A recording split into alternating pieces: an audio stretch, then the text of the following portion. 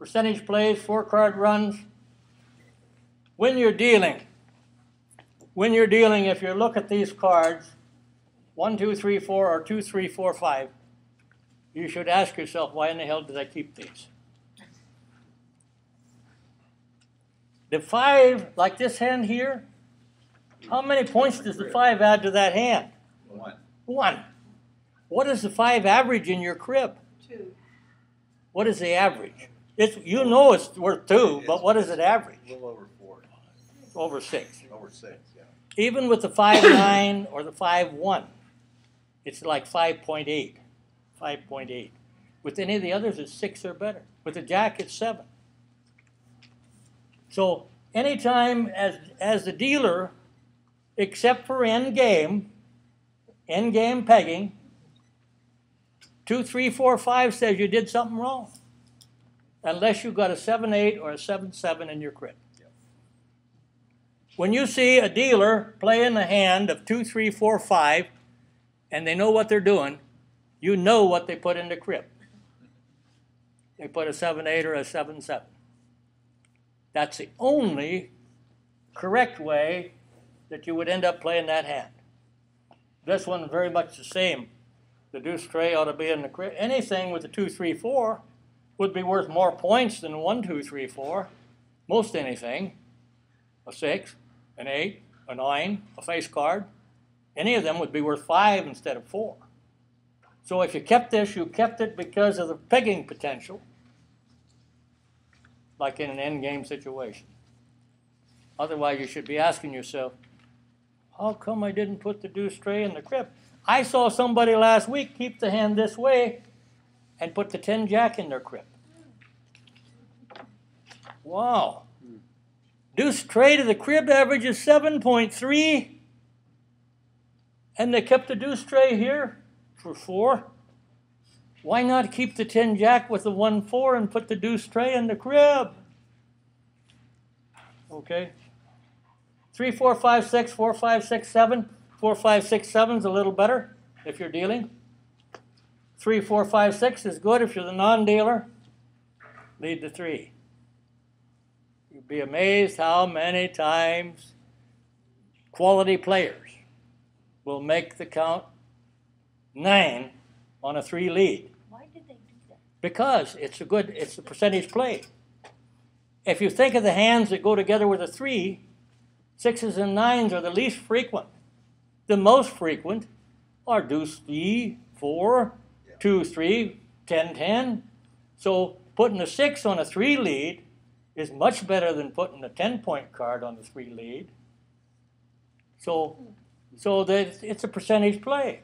And most of the time it works. When it doesn't, you get 15 for 4. Okay? So, but that's the reason to lead the 3 from that hand in preference to the 4. Because you can pull the 6 on the 3 lead, but they won't put the 6 on the 4 lead. Okay? So 5, 6, 7, 8, 6, 7, 8, 9. If you're dealing and you're playing a 5 with a 6, 7, 8, something's wrong. I mean, 5 with anything should have gone to the crib. What is it worth? It's worth 1 point? Worth 1 point in my hand. So if you're playing a 5, 6, 7, 8 and you're dealing, well, there is one possibility. What would it be? If you know what you're doing and you're playing a 5, 6, 7, 8, what do I know that you might have thrown to your crib? 5s, 2, 3. 2, 3. That'd be the only thing. Yep. You might keep the deuce though with the 6, 7, 8 and throw the 3, 5. But that would be the only possibility if you knew what you were doing. Yep. Is that you could throw the deuce tray to the crib off of a 5, 6, 7, 8. 6, 7, 8, 9, good percentage. 15. You get 16 out of that a lot, right? Seems like I cut the 6 or the 9 a lot more than I do the one in the middle. But they're all worth 16. And you need to keep in mind that if it's a flush, it's worth 20. That's pretty flush. The most you can get out of a flush is 21, so that's getting close to the end of the line. 7, 8, 9, 10, you should always ask yourself, why do I have the 10 with the 7, 8, 9? It had 1 point. Now, if you don't have the crib, 10 king would have been a very good discard. And keep a 1, a 2, or anything other than the 10. 10 king, safest discard in cribbage. For those of you, there's 91 discards possible. The lowest average in cribbage is the 10 king. So when you can make the 10 king to your opponent's crib, do it. And don't put it in your own. It's worth even less than your own. The reason the 10 king is so low scoring is that the dealer seldom can put a 5 in the crib. Even though the dealer wants to put a 5 in the crib, the truth is you may play 3 or 4 games before you can even do it. Because the 5 works with 119, 228, 337, 446, and all them 10 pointers.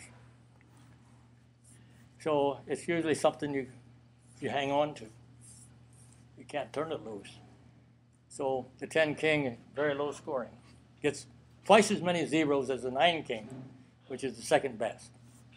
But if you're looking for a 0 crib on the other side of the board, 10 king is the best you can do. 9, 10, jack, queen, not bad. If you're the non-dealer, this is one hand that is not much to work with. The 9 is a slightly better lead, even though you only have 1. Because what happens if you lead the 10? They get 15, and invariably they got a 6 to go with a 5, so you make the count 25. Now, it's a little better to make it 24 there, by the way, and play the 9. Although it's surprising how many people, after giving up the 15, will make the count 25 rather than 24. You see the difference? But the 9 is a little better lead because it doesn't allow the 5 to be played. So these are poor hands. If you're the non-dealer and you have to play those kind of cards, that's not good. The chances, I know sometimes that's all you got. 10, jack, queen, king. The truth is most anything would be better than the king. You might think of holding the 3, might think of holding the 4. Of course, you didn't have a 5 or you wouldn't be in this shape to begin with. But you might think in a hand such as that it would be preferable to have one card that didn't look like these 10 pointers. And it's surprising how often that you do keep a small card. In fact, I won a game earlier tonight playing Rick. I was 17 holes out, counting first. I got a 3, a 10, a jack, and a queen of hearts. So I've got 7. I run a 3 plus 4 hearts. The cut is a deuce of hearts. Now, the deuce with the 3, 10, jack, queen of hearts gives me 15, 2, 15, 4, 15, 6. A run of 3 is 9, 5 hearts is 14, and the right jack is 15. I didn't count them. I didn't think I was out. So I led my 3. I had to have 2 pegs. And I got the 10 jack queen, and Rick put the 10 on my 3, and I paired it for 23 for 2. I still don't know I'm out because I haven't counted the damn things. But I'm out. I was 15. I needed 15 after the 2 pegs. I needed 17 to begin with. I got the 2 pegs. Now I need 15. And I've got 15, 2, 15, 4, 15, 6. A run of 3 hearts is 9. 5 hearts is 14. And the right jack is 15. Goodbye. I wasn't in the game the whole damn thing. But the advantage there was that they were all hearts. But besides that, the 3 give me a decent lead. See, I've got 3 possibilities I can pair by keeping the 3. If I'd had to keep just 4 large cards like this shows, forget it. Okay.